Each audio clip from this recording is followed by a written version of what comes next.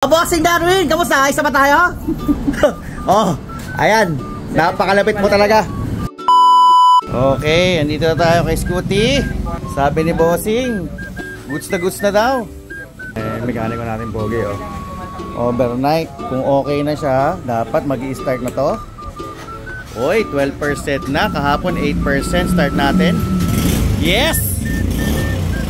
Yes! Buhay na naman! Preno, yung preno. O yun, oh! Parang sinukat yung preno. Dati hindi mapreno pa rin kasi naipit. Thank you, Lord.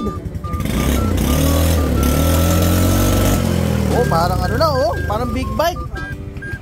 Kaya after naman maayos ni Scooty, dinala ko na sa motor wash para naman mahilamusan. Napakadumi. Sobrang dumi kasi ilang ulan na. Kaya deserve ni Scooty ang malinis. Kaya nag-offer na lang si Kuya dito ng package na may wax and linis.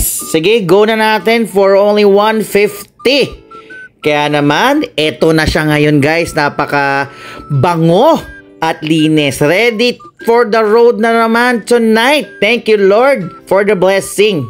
Kaya alam na love ko to si Scooty. Kahit anong mangyari, hindi kita bibitawan. Kung ano man sira, ipapaayos kita. Kahit mag 20 or 100 years ka pa, hindi kita papalitan.